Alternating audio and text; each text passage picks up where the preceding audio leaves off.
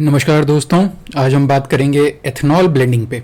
आजकल ethanol blending बहुत trending है, बहुत बात चल रही है, इस पे पूरे देश में बातचीत है, चर्चा है। इस विषय के अलग अलग पहलू पर हम आज बात करेंगे। चलिए शुरुआत करते हैं। Ethanol blending refers to mixing ethanol with petrol to reduce dependence on fossil fuels, cut carbon emissions and improve energy security. It is part of many countries clean energy strategies including India. Ethanol blending, जब भी ethanol petrol के साथ मिलाया जाता है उसको ethanol blending कहते हैं। और ये किया क्यों जाता है? हमारे जो नॉर्मल कन्वेंशनल जो फॉसिल फ्यूल्स हैं, जो हम इंपोर्ट करते हैं, आयात करते हैं, जो तेल, उस पे हमारी डिपेंडेंस कम हो, उसके लिए किया जाता है। हमारी कार्बन एमिशंस कम हो, जो हम कार्बन एमिट करते हैं एटमॉस्फेयर में, वो कम हो, उसके लिए बेसिकली ये किया जाता है। और ये क्लीन एनर्जी का एक इनिशिएटिव, स्ट्रेटेजी होती है किसी भी देश की, इंक्लूडिंग इंडिया का भी है। What is ethanol? Ethanol is an alcohol based fuel. It is mainly produced from biomass sources such as sugarcane, maize, rice, wheat and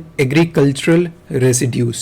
Ethanol is mainly produced from biomass sources. कहने का मतलब ये ethanol गन्ने से बनता है, मक्के से बनता है, गेहूं से बनता है, आटे से बनता है, चावल से बनता है और एग्रीकल्चरल रेजिड्यूज से बनता है। एग्रीकल्चरल रेजिड्यूज का मतलब हुआ थिंग्स लेफ्ट आफ्टर फार्मिंग।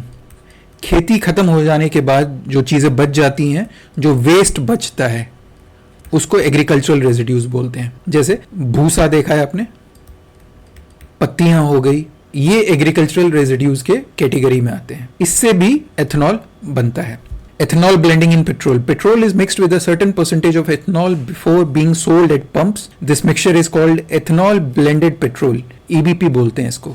जब भी एथनॉल पेट्रोल में मिक्स किया जाता है पंप्स पे बेचने से पहले, उस मिक्सचर को EBP बोलते हैं। अब इसमें कैटेगरी है, E10 है, E20 है। अब ये इसका क्या मतलब हुआ, ये नंबर का क्या मतलब हुआ? ये E10, E20। E10 का मतलब है 1 लीटर मिक्सचर है, उसमें 100 ml एथेनॉल हो गया, वो E10 हो गया। और उसी में अगर 1 लीटर मिक्सचर में 200 ml एथेनॉल हो गया तो वो E20 हो गया। इंडिया ने अपना 20% एथेनॉल ब्लेंडिंग का जो टारगेट है वो 2025 में अचीव कर लिया।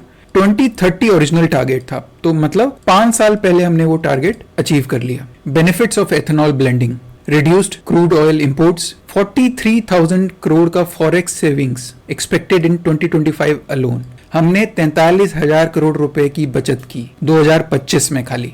245 लाख मीट्रिक टन्स इतना तेल यूज होता, उसकी जगह हमने एथेनॉल यूज किया 2014 से लेकर 2025 तक। 1.44 lakh crore saved in foreign exchange. Total इतना रुपए 1.44 लाख करोड़ हमने बचाया। इको फ्रेंडली है। इको फ्रेंडली मतलब environment friendly. Lowers CO2, CO and particulate emissions. CO2 तो हो गया आपका कार्बन डाइऑक्साइड और CO हो गया आपका कार्बन मोनोऑक्साइड। सारे लोगों ने कार्बन डाइऑक्साइड के बारे में तो सुन रखा है, कार्बन मोनोऑक्साइड के बारे में बहुत कम लोगों ने सुन रखा है। कार्बन मोनोऑक्साइड होता क्या है? Carbon monoxide is produced due to incomplete burning of carbon containing fuels. मतलब ये जो गैसोलीन है, जो पेट्रोल है, ये जब बर्न होता है, अगर इसकी इनकम्प्लीट बर्निंग होगी गैसोलीन की, तो उसमें से कार्बन मोनोऑक्साइड निकलता है। एमिशंस, यहाँ पे एक शब्द एमिशंस भी है। एमिशंस का मतलब होता है निकलना। इको फ्रेंडली है कैसे? कार्बन मोनोऑक्साइड और कार्बन डाइऑक्साइड की जो फैलाव है, जो निकलता है, उसको कम कर देता है ये ethanol. 700+ lakh metric tons CO2 reduction. 700+ lakh metric tons carbon dioxide का रिडक्शन हुआ है, कमी आई है, जो कि हम 30 करोड़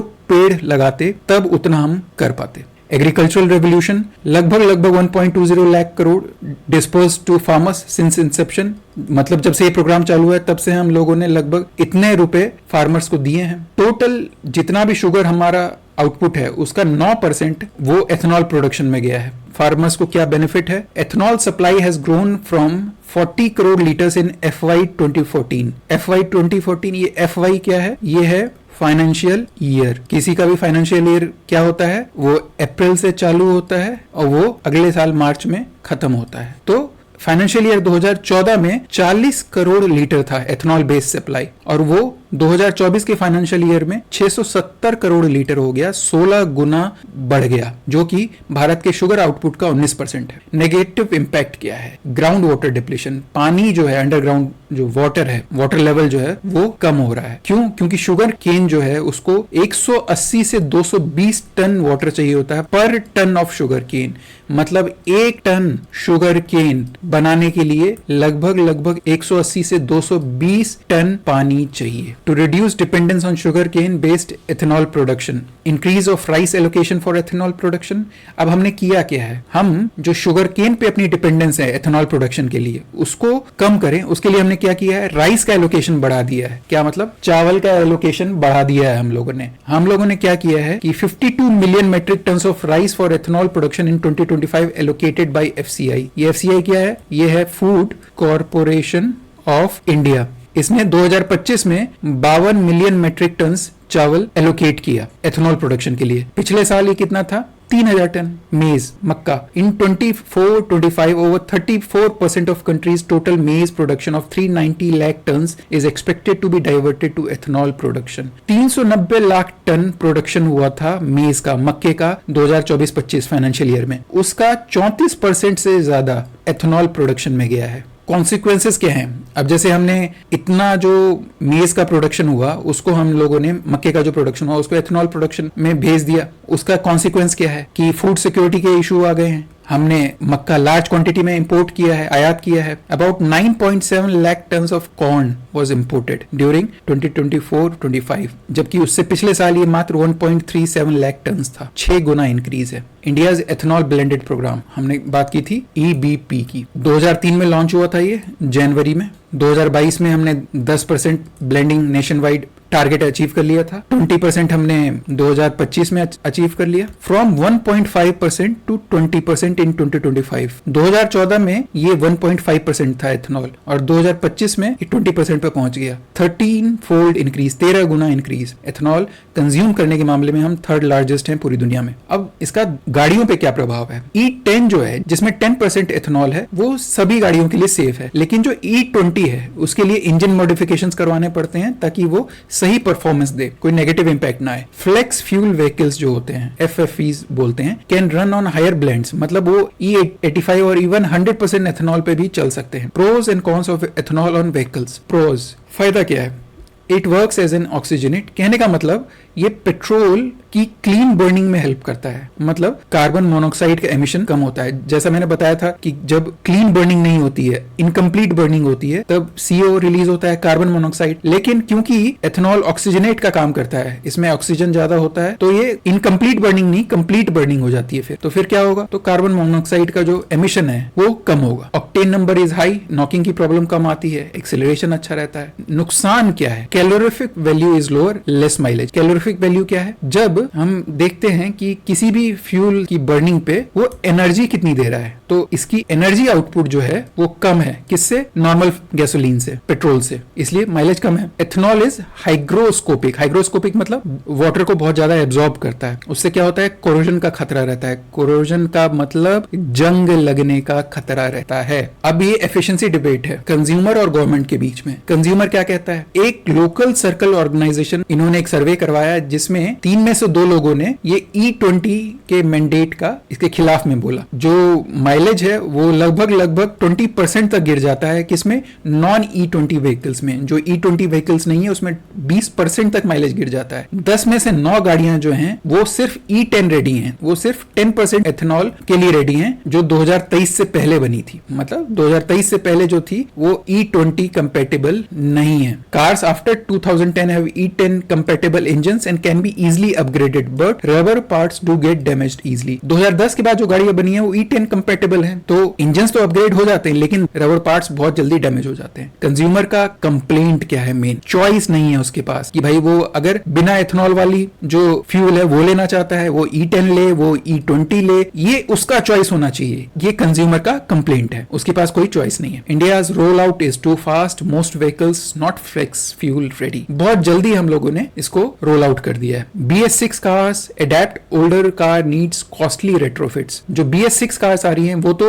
E20 के लिए अडेप्ट है, लेकिन जो पुरानी गाड़ियां हैं उसमें रेट्रोफिटिंग होती है, वो बहुत महंगी होती है। अब गवर्नमेंट क्या कहती है? गवर्नमेंट कहती है, जो पेट्रोलियम मिनिस्ट्री है ये कहती है concerns are baseless fear mongering. वो कह रही है ये जो जितनी बातें हो रही हैं फियर मॉन्गरिंग है, ये डर का माहौल बनाया जा रहा है। सरकार कहती है माइलेज इंपैक्ट मिनिमल है, 1 से 2% ड्रॉप है E10 कंपेटेबल व्हीकल्स में, और जो कि E20 अडेप्ट कर सकता है। दूसरी गाड़ियों में 3 से 6% ड्रॉप है। जो ARAI है उसने जो रिसर्च एंड डेवलपमेंट डिपार्टमेंट ने इंडियन ऑयल के, उसमें कोई मेजर डैमेज नहीं मालूम पड़ा है। अब ये ARAI क्या है? ARAI है automotive research association of India. Extended trials किए गए हैं 100,000 किलोमीटर्स तक, उसमें कोई एबनॉर्मेलिटी नहीं मिली है। गवर्नमेंट ये भी कह रही है BIS नॉर्म्स हैं, हम कोरोजन इनहिबिटर्स लगा रहे हैं, जंग लगने से बचे। एथेनॉल की स्टेबिलिटी हम लोग चेक कर रहे हैं। जो हमारे पेट्रोलियम मिनिस्टर हैं नितिन गडकरी, उन्होंने ब्लेम किया है पेट्रोलियम लॉबी को कि वो कह रहे हैं कि वो जानबूझ के डर फैला रहे हैं, और जो दुनिया भर में जो ग्लोबल प्रेसिडेंट्स हैं, ग्लोबल सक्सेस है, उसका भी हवाला दे रहे हैं। टेक्निकल रियलिटी क्या है? एथेनॉल में 33% लेस डेंसिटी है, इसलिए माइलेज कम होती है।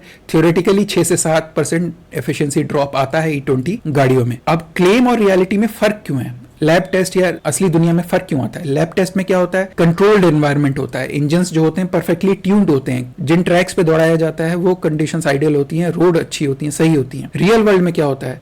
ड्राइविंग स्टाइल्स अलग होते हैं लोगों के, रोड्स की कंडीशन एक जैसी नहीं है, फ्यूल की क्वालिटी भी कंसिस्टेंट नहीं है। क्यों? क्योंकि एथेनॉल का परसेंटेज और क्वालिटी जो है अलग अलग पंप पे वेरी कर सकता है, अलग अलग हो सकता है। तो इसके लिए नीति आयोग ने क्या रिकमेंडेशन दिया था? नीति आयोग ने कहा था for ethanol blending in 20 to 2025 recommended government to compensate the consumers for a drop in efficiency from ethanol blended fuel. Tax incentives on E10 and E20 fuel may be considered. जो भी drop आ रहा है गाड़ियों में ये नए fuel की वजह से, E20 की वजह से, तो नीति आयोग का ये रिकमेंडेशन था कि हम कंज्यूमर्स को उसके लिए कंपनसेट करें और टैक्स इंसेंटिव्स दें E10 और E20 फ्यूल पे। ग्लोबल सक्सेस ब्राजील एग्जांपल है। ब्राजील ने 1970 में ही शुरू कर दिया था धीरे धीरे, और उनको सालों साल का, कई दशकों का अब एक्सपीरियंस हो गया उनको। जो फ्लेक्स फ्यूल व्हीकल्स होते हैं उनकी एफिशिएंसी नहीं गिरती है, उनका माइलेज नहीं गिरता है। Negative CO2 emissions, carbon dioxide के एमिशंस को कम कर ही देते हैं। E27 is very common in Brazil. अब लर्निंग्स क्या है हमारी? जो व्हीकल एडेप्टेशन है वो क्रूशियल है। क्यों?